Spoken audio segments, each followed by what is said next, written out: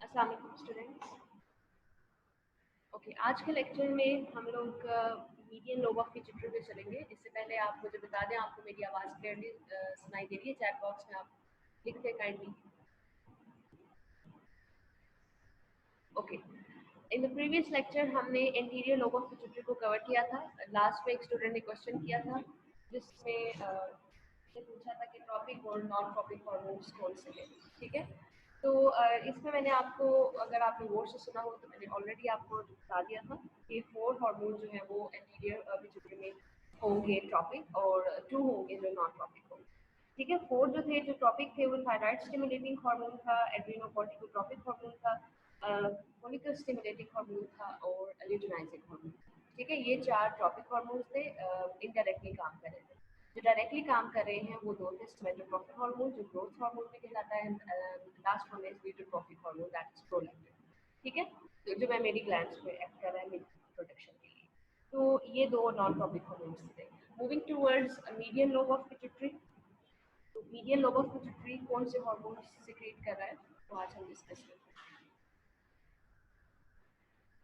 It secretes melanophore stimulating hormone and oxytocin. Oxytocin की कल भी हमने बात की थी। Sorry, yes, inhibition from the hypothalamus. इसमें हमने जो कल बात की थी कि मीडियन लोब और पोस्टीरियर लोब ह्यूमंस में वो कंबाइन हो जाता है, जिसकी वजह से melanophore stimulating hormone, oxytocin and ADH तीनों उसके अंदर आ जाते हैं। लेकिन आपकी बुक में जो मीडियन लोब ऑफ पिट्यूटरी वो सेपरेट मेंशन है, and posterior lobe of pituitary वो सेपरेट मेंशन होगा। ठीक है, तो मीडियन लोब ऑफ पिट्यूटरी में हम एक ही हार्मोन को डिस्कस करेंगे, दैट इज मेलानोफोर स्टिमुलेटिंग हार्मोन। तो मेलानोफोर स्टिमुलेटिंग हार्मोन का आपकी बॉडी में क्या काम है कि वो आपकी बॉडी की पिगमेंटेशन करे।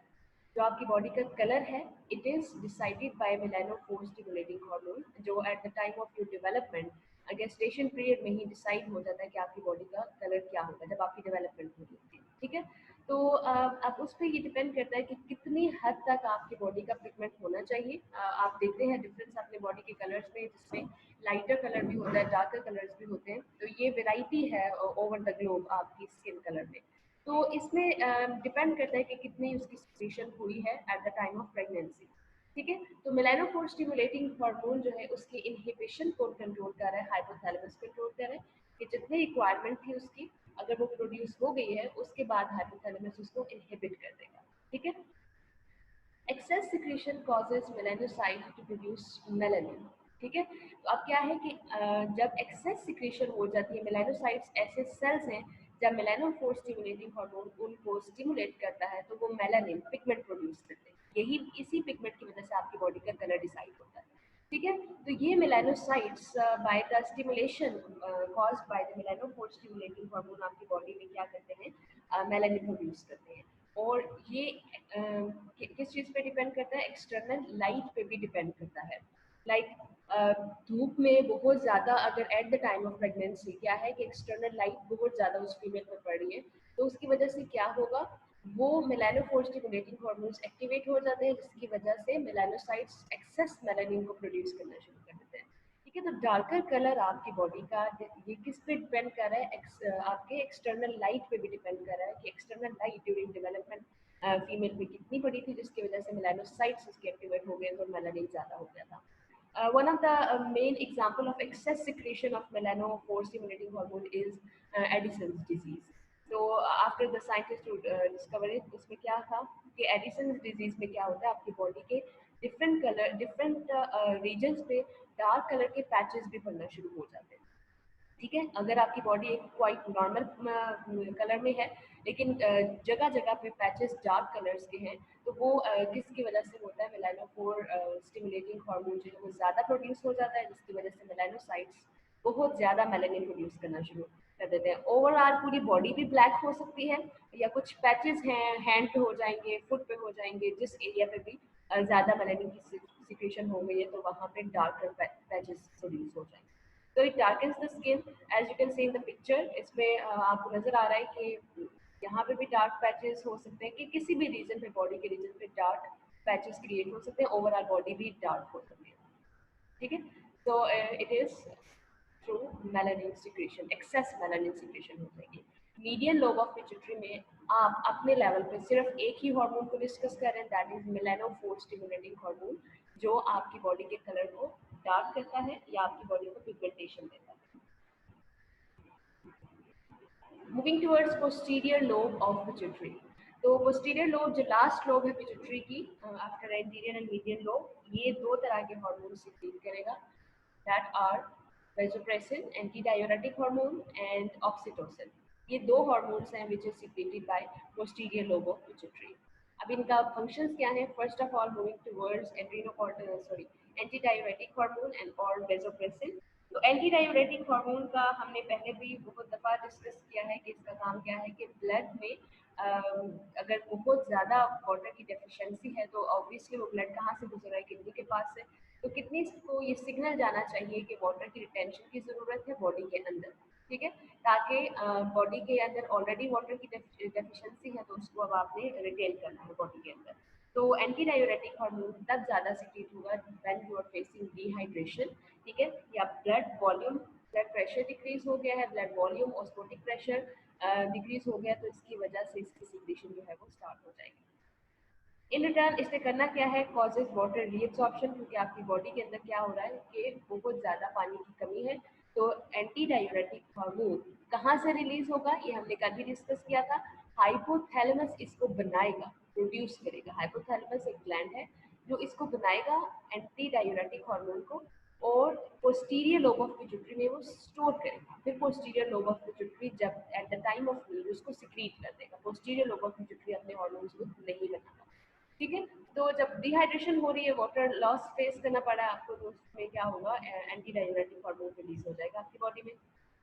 अगर कोई इसमें क्या आ जाता है, कोई इसमें फॉल्ट आ जाती है, आपकी बॉडी में लेट्स सपोज पानी कम है ऑलरेडी, अब अगर एडीएच रिलीज हो जाता है तो सोचे क्या होगा आपकी बॉडी में कि कम कम बॉडी में पानी की कमी की वजह से फिर भी एडीएच रिलीज होना शुरू हो गया। तो एडीएच का काम क्या है? सॉरी, लैक होना शुरू हो गया एडीएच। तो एडीएच की कमी की वजह से क्या होगा? अब डाइल्यूट यूरिन प्रोड्यूस होना शुरू हो जाएगा, क्योंकि एडीएच की सिक्रेशन से क्या हो रहा था? Concentrated urine. अब एडीएच अगर कम हो गया है बॉडी में और डिहाइड्रेशन भी आपको फेस करना पड़ी है, तो अब क्या होगा आपकी बॉडी में? जो जितना भी वाटर है वो किडनी में जाना शुरू हो जाएगा, किडनी से रिमूव होना शुरू हो जाएगा आपकी बॉडी में वाटर की deficiency, and the result disease is diabetes insipidus, जिसमें आपको हर वक्त प्यास लगी रहेगी। क्यों प्यास लगी रहेगी? क्योंकि जितना भी पानी आपकी बॉडी में था वो किडनी से एक्सक्रीट आउट होना शुरू हो गया because of lack of anti diuretic hormone. तो एंटी डायूरेटिक हार्मोन की कमी की वजह से क्या होगा? आपकी बॉडी में से जितना भी पानी है वो लॉस होना शुरू हो जाएगा, क्योंकि इसका काम क्या है कि डिस्टल पार्ट ऑफ नेफ्रॉन्स में वाटर की रीअब्जॉर्प्शन करवानी है। अगर अवेलेबल ही नहीं है तो ये वाटर की रीअब्जॉर्प्शन नहीं करवाएगा, जिसकी वजह से डाइल्यूट यूरिन प्रोड्यूस होगा। डाइल्यूट यूरिन की वजह से आपको एक कॉन्टिन्यूस डिजीज भी हो सकती है, दैट इज डायबिटीज इंसिपिडस, जिससे आपको हर वक्त प्यास लगी रहती रहेगी कि आपकी बॉडी में पानी की डेफिशिएंसी, ठीक है। यहाँ पे आप डायग्राम में देखिए, pituitary gland produces insufficient anti diuretic hormone, hence the kidneys makes a lot of urine. अगर होता तो kidney large amount of urine produce ना करे, but it is there the lack of ADH, so a large amount of dilute urine is produced, और जितना भी आपकी bodies के सेल्स हैं वहाँ से फिर क्या वाटर जो है वो जाना शुरू हो जाएगा किडनी की तरफ, so your cells become dehydrated and you feel continuous thirst. Next is oxytocin, जिसकी कल भी हमने बात की थी, एक हैप्पी हार्मोन है। सो ये क्या करेगा? इसका काम क्या है कि ये आपकी बॉडी में एक तो वैसे ही एक लव अफेक्शन की वजह से ये सिक्रीट होता है कि if you talking to your mother, oxytocin आपकी बॉडी में रिलीज होगा जिसकी वजह से आप हैप्पी फील करेंगे। तो एक तो ये है कि एक्सटर्नल स्टिमुलाई भी है वो उसकी सिचुएशन क्रिएट कर सकता है। अब eight the time of parturition, जब चाइल्ड बर्थ का टाइम है, उस वक्त ऑक्सीटोसिन का भी बहुत मेजर रोल होता है। ऑक्सीटोसिन क्या करेगा? सर्विक्स को डायलेट करेगा। And what is cervix? Female के यूट्रस के नेक जो होती है लास्ट पार्ट, उसको सर्विक्स कहते हैं।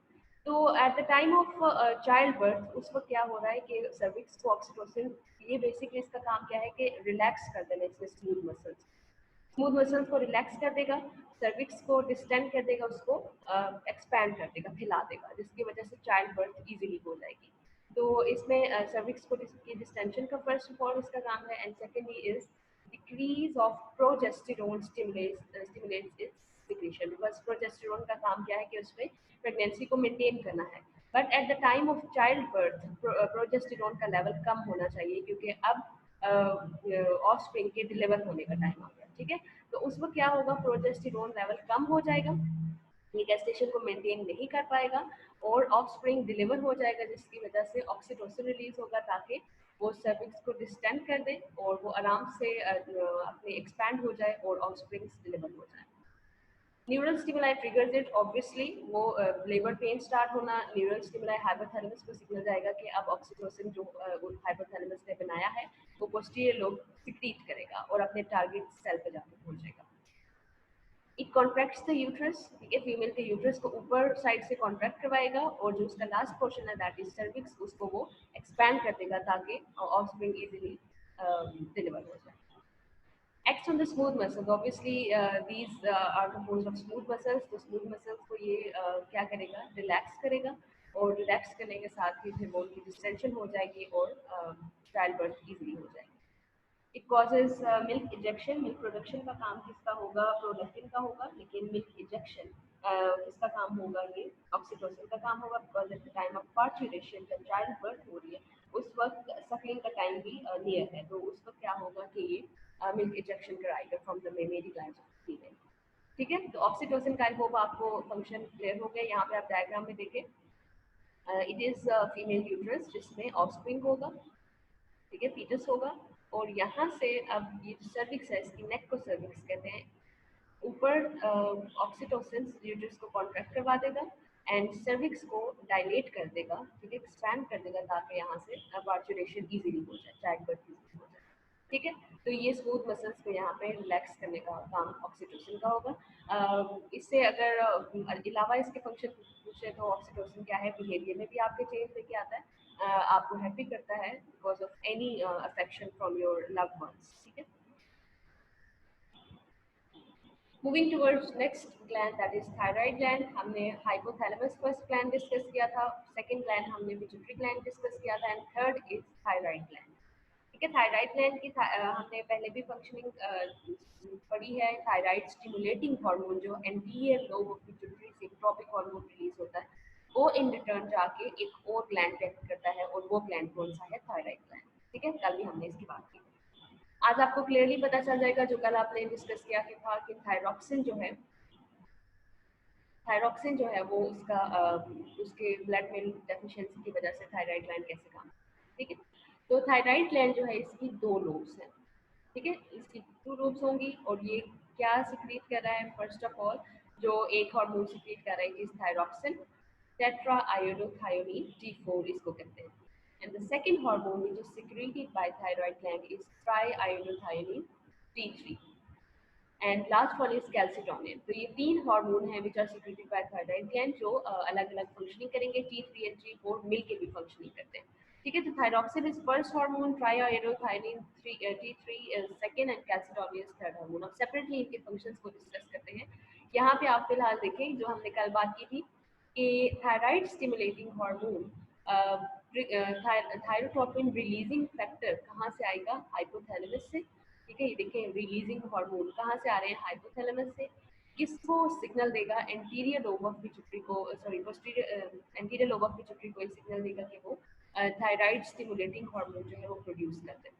तो यहाँ से एंटीरियर लोब ऑफ पिट्यूटरी से थायराइड स्टिमुलेटिंग हार्मोन सिक्रीट होगा and as we all know that it is not a non tropic hormone, ये ट्रॉपिक हार्मोन है तो ये किसी और ग्लैंड पे जाएगा। अब ये कहाँ पे जा रहा है, थायराइड ग्लैंड पे जा रहा है, जो कहाँ पे प्रेजेंट है, आपके गले में लेरिंग्स के नीचे प्रेजेंट है, आपका जो वॉइस बॉक्स है उसके नीचे थायराइड ग्लैंड प्रेजेंट होता है, ठीक है। तो ये थायराइड ग्लैंड पे थायराइड स्टिमुलेटिंग हार्मोन क्या, उसने थायराइड को ये सिग्नल दिया है कि तुमने हार्मोन सिक्रीट करने हैं and which are the hormones of thyroid gland, T3, triiodothyronine, tetraiodothyronine and calcitonin. तो ये तीन हार्मोन्स फिर सिक्रीट करेगा thyroid gland. There are some terms, thyrotropin releasing hormone, thyroid stimulating hormone, triiodothyronine and tetraiodothyronine, that is thyroxine, ठीक है। तो signal obviously कहाँ से आएगा, हाइपोथैलेमस से, इसके इनहिबिशन भी ऑब्वियसली हाइपोथैलेमस से ही होगी। इसके फंक्शंस में क्या आ जाता है कि ये आपके बॉडी के मेटाबॉलिज्म को कंट्रोल कर रहा है, ठीक है, मेटाबॉलिज्म के साथ ही कॉन्टिन्यूसली ये आपकी बॉडी में सिक्रीट होता जाता है, लेकिन हाई लेवल जो है इसके थायराइड के सिक्रेशन के वो ज़्यादातर कब होते हैं, जब आपकी रैपिड ग्रोथ का टाइम होता है, एडोलेसेंस का टाइम होता है, सेक्सुअल मैच्योरेशन का टाइम होता है, या कोई स्ट्रेस कंडीशन आपको फेस करनी पड़ रही है, लाइक कोल्ड हो गया है, बहुत ज़्यादा सर्दी हो गई है, it's a kind of stress, और हंगर है तो उसमें भी ये फिर क्या करेगा थायराइड ग्लैंड, क्योंकि हंगर में ऑब्वियसली ये मेटाबॉलिज्म पे आपको एक्ट करेगा और आपको एनर्जी प्रोवाइड करेगा। ठीक है, तो मेटाबॉलिक रेट को ये कंट्रोल कर रहा है, ब्रिंग्स ग्रोथ विद सोमैटोट्रोपिन, तो ये सोमैटोट्रोपिन हार्मोन के साथ मिलके काम कर रहा है। ठीक है, तो ये ना सिर्फ मेटाबॉलिज्म को कंट्रोल कर रहा है बल्कि दूसरे हार्मोन्स के साथ भी मिलके काम करेगा। सोमैटोट्रोपिन हार्मोन आपकी बॉडी में ग्रोथ करवा रहा है। ठीक है, तो इसका भी काम क्या होगा कि ये उसके साथ मिलके आपकी बॉडी की ग्रोथ करवाएगा, आपके ब्रेन सेल्स को डिफ्रेंशिएट करेगा, जितने भी रीजन्स हैं जहाँ पे डिफ्रेंशिएशन की जरूरत है तो वहाँ पे ये मिलके काम करेंगे। एंड मेटामॉर्फोसिस इन एम्फीबियंस, तो ये जो हार्मोन्स हैं बेसिकली जो अभी हमने डिस्कस किए हैं, थायरॉक्सिन एंड ट्राई आयोडोथायोनिन, तो ये आपके मेटाबॉलिज्म पे एक्ट करेंगे। ठीक है, मेटाबॉलिज्म पे कैसे एक्ट करेंगे कि आपकी जो डाइट में ग्लूकोज है वो अब जहाँ पे स्टोर हुई हुई पड़ी हुई है, आपकी बॉडी में ज़रूरत है इस वक्त एनर्जी की, तो क्या होगा, ग्लूकोज को ब्रेक डाउन करेंगे, उससे रिलीज करवाएंगे एटीपी, जिसकी वजह से आपकी बॉडी में मेटाबॉलिज्म आपका स्ट्रांग होगा, एनर्जी रिलीज होगी, हीट प्रोड्यूस होगी, अगर कोल्ड है तो आपकी बॉडी स्टेबलाइज हो जाएगी।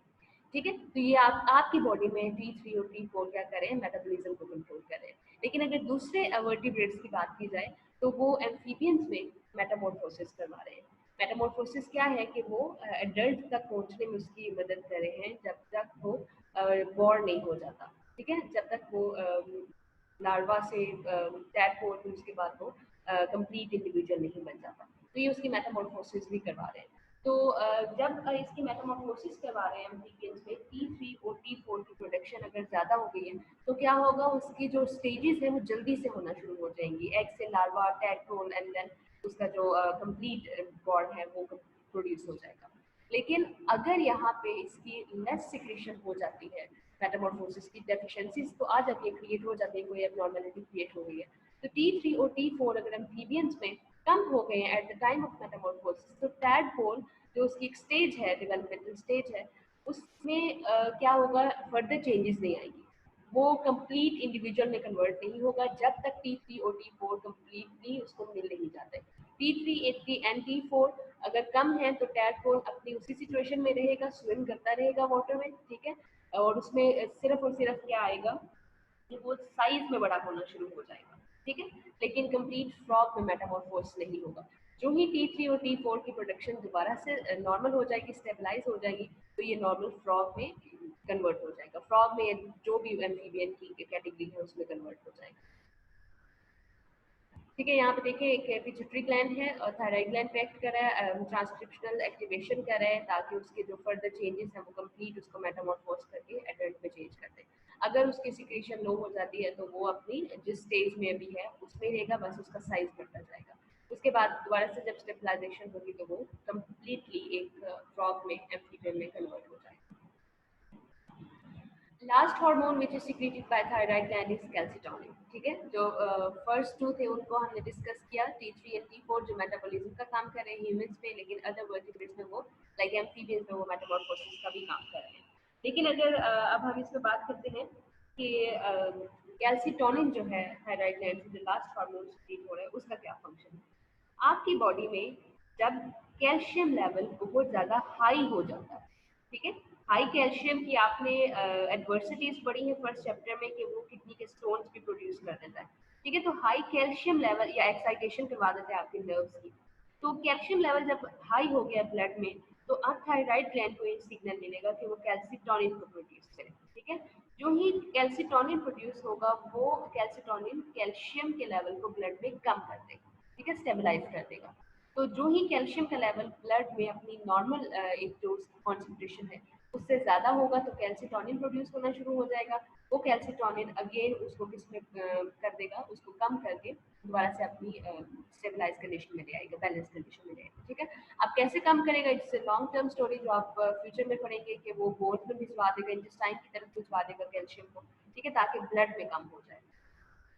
So it suppress the calcium when it is high, जब कैल्शियम हाई होगा तो कैल्सिटोनिन उसको सप्रेस करेगा, कम करेगा।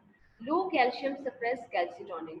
अब कैल्शियम अगर कम हो गया है बॉडी में तो तब क्या कैल्सिटोनिन को रिलीज होना चाहिए? नहीं रिलीज होना चाहिए। तो अगर बॉडी में ब्लड में कैल्शियम लेवल कम है तो उस वक्त कैल्सिटोनिन रिलीज नहीं होता, जब हाई है तभी रिलीज होगा। एक्सेस और deficiency leads to disturbance. Obviously अगर एक्सेस हो जाती है इसकी सिक्रीशन या बहुत एक्सेस सिक्रीशन हो जाएगी हद से ज़्यादा तो कैल्शियम ब्लड से बहुत ज़्यादा ही वैनिश होना शुरू हो जाएगा। या अगर लो सिक्रीशन हो रही है इसकी, अगर ज़रूरत भी है, तो उस वक्त क्या होगा, कैल्शियम लेवल बहुत ज़्यादा ब्लड में हो जाएगा। इन रिटर्न वो कहाँ पे भिजवा देंगे? किडनी में, वहाँ पे स्टोन्स क्रिएट होना शुरू हो जाएंगे। ठीक है, तो इसमें क्या होगा, कैल्शियम मेटाबॉलिज्म में डिस्टर्बेंस आ सकती है, आपकी नर्व्स डैमेज हो सकती है, क्योंकि कैल्शियम का बहुत मेजर रोल आपने पढ़ा था कि आपके कैसे वो मसल्स पे एक्ट करता है because of your nerves. Skeleton पे इफेक्ट कर रहा है, योर मसल्स और ब्लड पे इफेक्ट कर रहा है। ये सारी की सारी जो डेफिशिएंसीज हैं या एक्सेस है वो डिस्टर्बेंस क्रिएट करेगा आपके ब्लड में भी और आपके स्केलेटन में भी। Calcitonin is antagonistic to parathormone. ठीक है, अब नेक्स्ट हार्मोन एक हम पढ़ने जा रहे हैं, उसमें क्या होगा कि कैल्सिटोनिन उसके एंटागोनिस्टिक काम करेगा, उसके रिवर्स काम करेगा। इसका मतलब ये है, यहीं से आपको पता चल गया होगा, जब कैल्सिटोनिन रिलीज होगा तो पैराथॉर्मोन रिलीज नहीं होगा। इसी तरीके से जब पैराथॉर्मोन रिलीज होगा तो कैल्सिटोनिन रिलीज नहीं होगा। कुछ डिस्टर्बेंसेस पड़ते हैं हम थायराइड फंक्शनिंग में कि अगर एक्सेस सिक्रेशन होगी है किसी भी हार्मोन की या डेफिशिएंसी होगी तो उससे आपकी बॉडी पे क्या चेंजेस आ सकते हैं। Excess thyroxine produce Graves disease. ठीक है, अभी जो थायरॉक्सिन हमने पढ़ा है जो आपके मेटाबॉलिज्म को कंट्रोल कर रहा है, अगर उसकी एक्सेस सिक्रेशन आ जाती है तो क्या होगा, एक डिजीज क्रिएट होगी, प्रोड्यूस हो जाएगी, जिसको आप क्या कहते हैं, ग्रेव्स डिजीज। ठीक है, इसमें क्या होगा कि आपका मेटाबॉलिज्म हद से ज्यादा बढ़ जाएगा। अभी हमने बात की है कि थायरॉक्सिन क्या कर रहा है, आपके मेटाबॉलिज्म को कंट्रोल कर रहा है, बढ़ा रहा है। लेकिन अगर एक्सेस सिक्रेशन इसकी हो जाती है तो क्या होगा, ये जितना रिक्वायर्ड था मेटाबॉलिज्म को आपने हाई करना, उससे ज्यादा करना शुरू हो जाएगा। ठीक है, तो जिसकी वजह से इम्बैलेंस आपकी बॉडी में क्रिएट होगा and it is Graves disease. तो जितना भी वो कर रहा है कि जितनी भी डिकम्पोजिशन कर रहा है चीज़ों की, वो डिकम्पोजिशन एट लास्ट किसी न किसी एरिया में स्टोर होना शुरू हो जाएगी। ठीक है, तो इसमें क्या हो सकता है, मेटाबॉलिज्म इंक्रीज होना शुरू हो जाएगा, हद से ज़्यादा इंक्रीज होना शुरू हो जाएगा। एक्सोथैल्मिक गोइटर, गोइटर किसी भी आप स्वेल्ड हुई हुई चीज़ को कहते हैं, बाहर निकली हुई चीज़ को कहते हैं। एक्सोथैल्मिक गोइटर की आंखें बाहर की तरफ निकल आएंगी। ठीक है, इसको एक्सोथैल्मिक गोइटर कहते हैं। And cardiac arrest, in return आपका जो सिस्टम है वो डिस्ट्रॉय हो जाएगा, आपको हार्ट अटैक होने के भी चांसेस हैं। ठीक है, तो इसमें क्या है कि जब थायरॉक्सिन एक्सेस हो जाता है तो उसमें मेटाबॉलिज्म जब बहुत ज़्यादा बढ़ जाएगा आपका, तो एक्सोथैल्मिक और गोइटर होने के चांसेस हैं, जिसमें आप इसको पिक्चर में देख सकते हैं कि उसकी आईज जो है वो बहुत ज़्यादा बाहर की तरफ प्रोट्रूड आउट हुई है। It is because of excess thyroxine in your body. अगर थायरॉक्सिन की डेफिशिएंसी हो जाती है, ठीक है, अब पहले तो हमने क्या किया, पढ़ा कि जब एक्सेसिव सिक्रेशन हो जाती है, अब अगर इसकी कॉन्जेनिटली डेफिशिएंट हो जाता है, नेचुरली अगर डेफिशिएंट हो जाता है तो थायरॉक्सिन क्या करेगा, क्रिटिनिज्म, आपकी जो आपकी बॉडी के फीट हैं, हैंड हैं, वो सही तरह से डेवलप नहीं हो पाएंगे। ठीक है, छोटे रह जाएंगे, क्रिटिनिज्म छोटे होने को कहते हैं, छोटे रह जाएंगे और आपकी बॉडी का साइज भी स्मॉल होगा। ठीक है, जिसकी वजह से क्या होगा कि आपकी बॉडी के हेयर वो भी कम होंगे, उसी के साथ कोर्सनेस बहुत ज़्यादा आ जाएगी आपके हेयर में, आपकी स्किन जो है वो येलोइश होना शुरू हो जाएगी और मेंटल मेंटल रिटार्डनेस हो जाएगी। मेंटल रिटार्डनेस क्यों होगी, क्योंकि अभी हमने बात की है कि ये सोमेटोट्रोफिन के साथ भी मिलके काम कर रहा है, और सोमेटोट्रोफिन का काम क्या है कि वो आपकी बॉडी में डिफ्रेंसिएशन करवा रहा है। ठीक है, तो ब्रेन की डिफ्रेंसिएशन नहीं होगी, जिसकी वजह से वो मेंटल रिटार्डनेस हो जाएगी एंड वो लिक्विडिज्म आपकी बॉडी में क्रिएट हो जाएगा। अगर इसकी डेफिशिएंसी, ये तो डेफिशिएंसी हमने कौन सी कब पढ़ी है कि जब अर्ली स्टेजेस में डेफिशिएंसी हो जाती है तो आपकी नॉर्मल बॉडी का हाइट भी मेंटेन नहीं कर पाएगी। ठीक है, क्योंकि सोमेटोट्रोपिन हाइट भी मेंटेन नहीं करेगा, प्रोटीन की सिक्रेशन भी में भी फर्क आना शुरू हो जाएगा, जिसकी वजह से आपकी बॉडी का साइज स्मॉल रह जाएगा, फीट हैंड वेब भी रह सकते हैं। ठीक है, तो ये सारी चीज़ें क्या हैं, ये डेफिशिएंसी ऑफ थायरॉक्सिन में होंगी। एंड अगर लेटर स्टेजेस में जो थायरॉक्सिन की डेफिशिएंसी हो जाती है तो वो गोइटर प्रोड्यूस करेगा। ठीक है, नेक रीजन में स्वेलिंग को गोइटर कहते हैं। Leads to myxoedema. ठीक है, माइक्स एडिमा हो जाएगा जिसमें आपके हैंड्स और फीट जो है वो बिल्कुल करेंगे।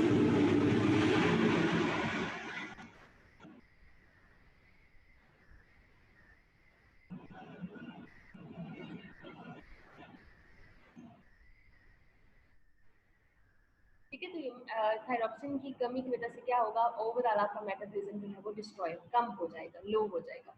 तो मेटाबॉलिज्म अगर लो होगा, आपकी डाइट में ऑलरेडी अगर सॉल्ट कम है, आयोडीन कम है, तो उसमें क्या होगा कि गॉइटर प्रोड्यूस हो सकता है, जिसकी वजह से आपकी बॉडी में फैट डेपोजिशन भी ज़्यादा हो सकती है, क्योंकि थायरॉक्सिन ऑलरेडी कम है, इसमें मेटाबॉलिज्म करनी थी फैट्स की भी। अब अगर कम है तो वो मेटाबॉलिज्म नहीं करेगा, उनकी डिकम्पोजिशन नहीं करेगा फैट्स की, वो आपके सेल्स में एक्यूमुलेट होना शुरू हो जाएंगे। तो एक्यूमुलेट होना शुरू होने के साथ ही आपकी बॉडी का वेट भी बढ़ना शुरू हो जाएगा, गॉइटर भी हो जाएगा, साथ में माइक दिमाग के हैंड और फीट जो है वो भी बहुत ब्रॉड होना शुरू हो जाएंगे। यहाँ पे आप देखिए एक नेक रीजन में आपको गॉइटर नजर आ रहा है, इसमें क्या होगा कि मेटाबॉलिज्म डिस्ट्रॉय हो गया है, जिसकी वजह से ये प्रोट्रूडनेस आ जाती है बाहर की तरफ, ठीक है। And it is mics oedema, जिसमें आपके फुट रीजन देखे हैं, लेग्स देखे, ये बहुत ज्यादा ब्रॉड होना शुरू हो गए, वाई फैट डेपोजिशन बहुत ज्यादा होना शुरू हो गई, ठीक है। इन रिटर्न क्या होगा, फैट एक्यूमुलेट होना शुरू हो जाएगा आपके ब्रेन सेल्स में भी, ठीक है, ब्रेन सेल्स में भी एक्यूमुलेट होगा, और फिर वो कंप्लीट मेंटल रिटार्डनेस भी हो जाती है लेटर एजेस में, एजेड जो बंदे होते हैं उनमें ऐसा क्रिएट हो जाता है।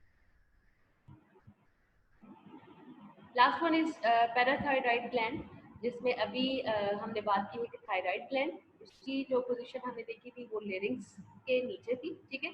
ये भी बिल्कुल उसी रीजन में प्रेजेंट है, but on the posterior positions of the lateral lobes of thyroid. तो पैराथायराइड ग्लैंड जो है वो थायराइड ग्लैंड के ही लोब्स के ऊपर प्रेजेंट है, ठीक है। तो उसकी लेटरल लोब्स पोस्टीरियर पार्ट पे प्रेजेंट होंगे, इनके टू पेयर्स होंगे, ठीक है, टोटल 4 होंगे ये ग्लैंड जो थायराइड ग्लैंड के ऊपर प्रेजेंट है, ठीक है।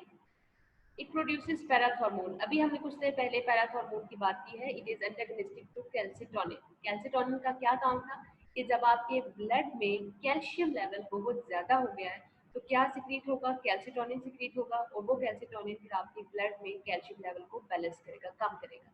लेकिन अगर आपकी बॉडी में कैल्शियम लेवल कम है तो अब क्या सिक्रीट होगा, पैराथायराइड ग्लैंड को सिग्नल मिलेगा कि वो पैराथॉर्मोन को रिलीज करे, ठीक है। तो calcitonin high level of calcium पे रिलीज होगा और parathormone low level of calcium पे सिक्रीट होगा।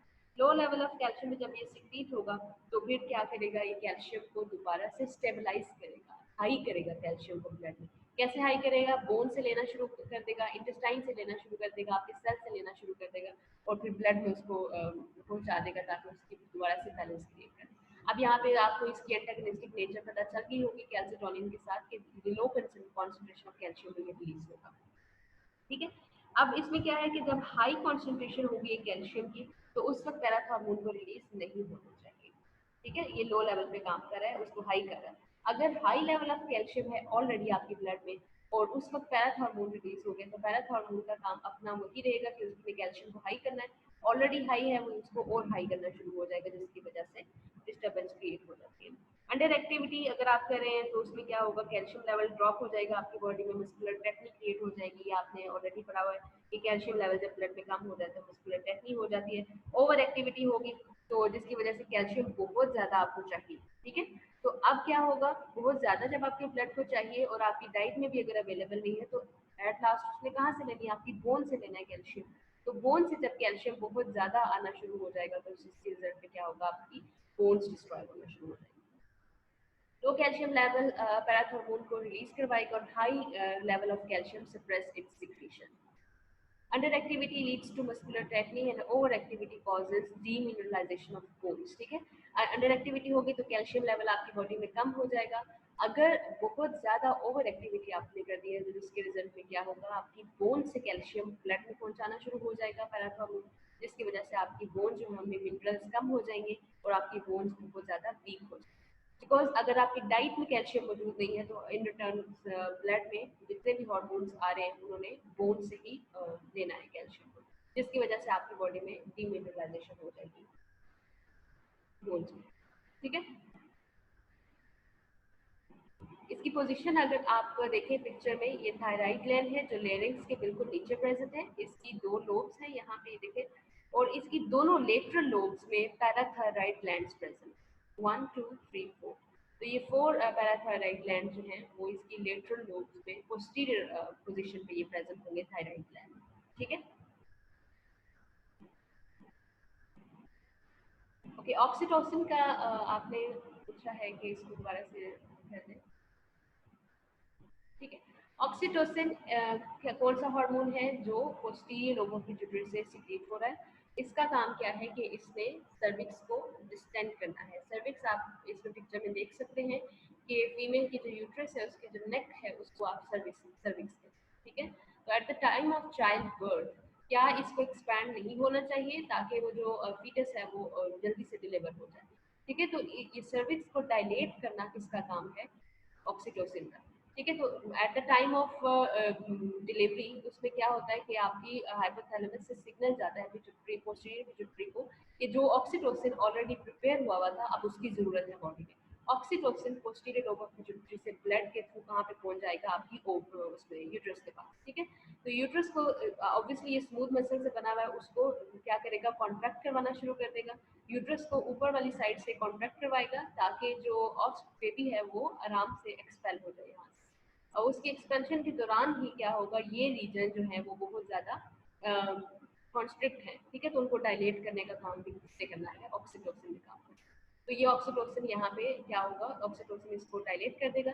साथ ही में ये ऑक्सीटोसिन को रिलीज करने का काम एक और हार्मोन भी कर रहा है, दैट इज प्रोजेस्टेरोन, जो आपकी गेस्टेशन को मेंटेन करता है। अब अगर गेस्टेशन का टाइम कंप्लीट हो गया तो प्रोजेस्टेरोन का लेवल बॉडी में ड्रॉप हो जाना चाहिए, ठीक है, ब्लड में।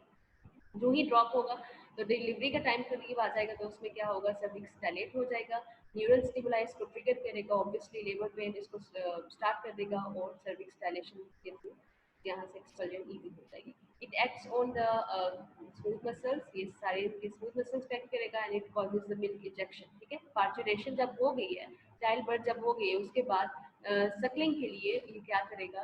मिल्क इजेक्शन करवाएगा which is produced in the mammary gland by prolactin, ठीक है। प्रोलैक्टिन ने उसको प्रोड्यूस करवा दिया था, अब यहाँ से इंजेक्शन का काम कौन करेगा? ऑक्सीटोसिन, ठीक है। ये बेसिकली सारे के सारे स्मूथ मसल्स को रिलैक्स करने का काम कर रहा है। तो मसल्स को रिलैक्स करेगा, ग्लैंड्स को रिलैक्स करेगा और वो फिर क्या करेंगे? अपनी सिक्रेशन स्टार्ट कर देंगे और यूट्रस को यहाँ पे कॉन्ट्रैक्ट करेगा, सर्विक्स को डायलेट करेगा। I hope it is clear now कि ऑक्सीटोसिन का फंक्शन आपको पता चल गया होगा। इसके अलावा आपने अगर आप कोई क्वेश्चन करना है तो आप कर सकते हैं।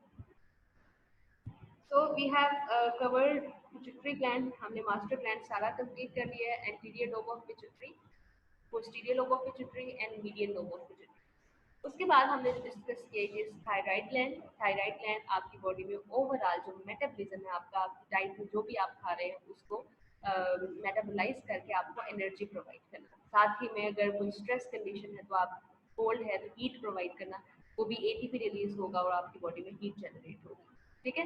मेटाबॉलिज्म का काम कर रहा है। दूसरे अगर वर्टिब्रेट्स में देखें तो वो मेटामॉर्फोसिस का भी काम कर रहा है।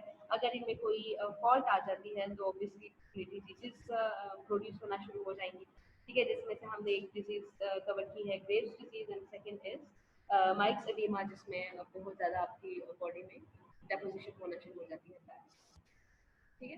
Thank you.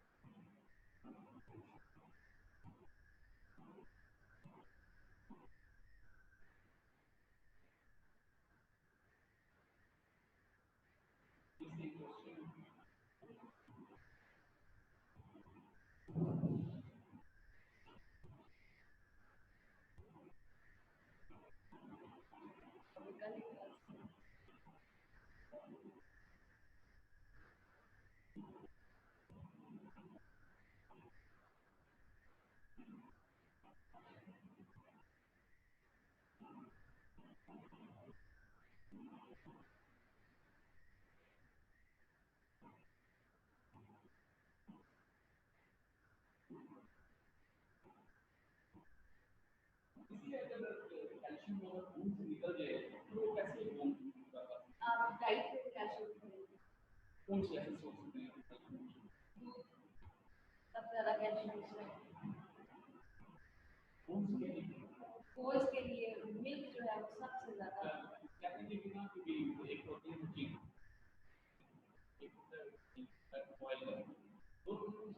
बॉइल्ड बॉइल्ड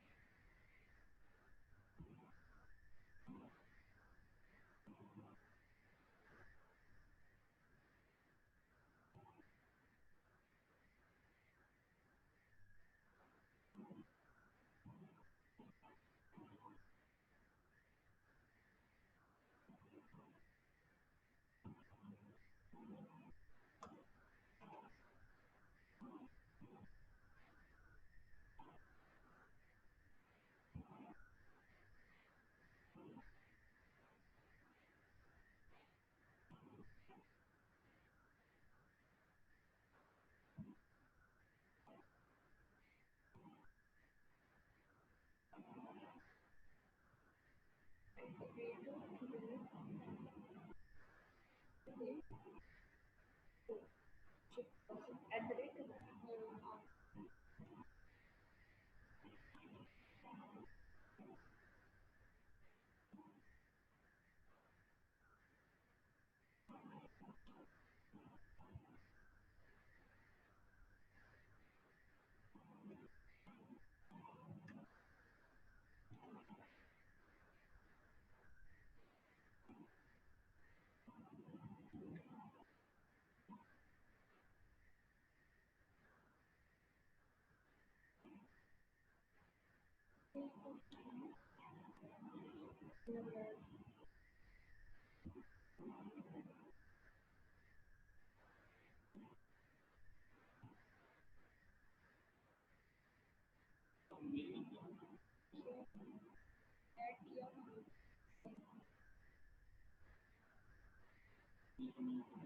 इसमें जो आगे लिखा था लेकिन मैं फोन नंबर में वेरीफिकेशन।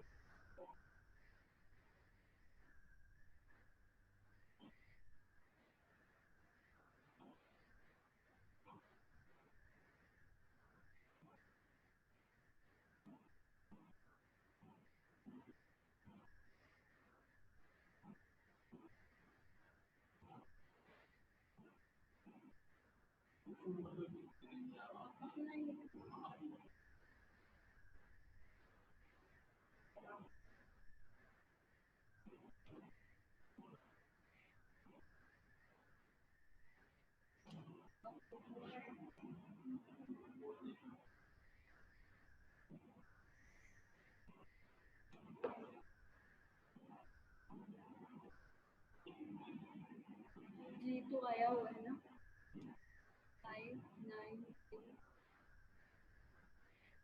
8।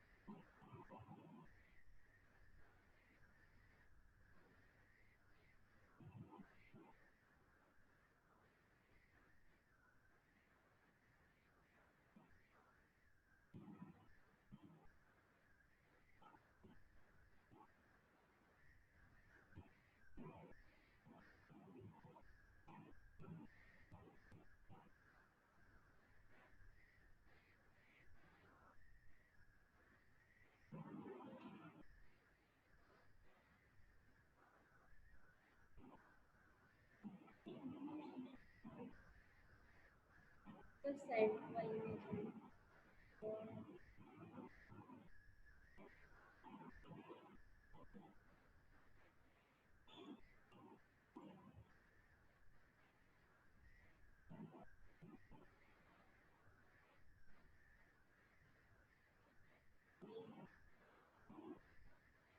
ये पहले वाला।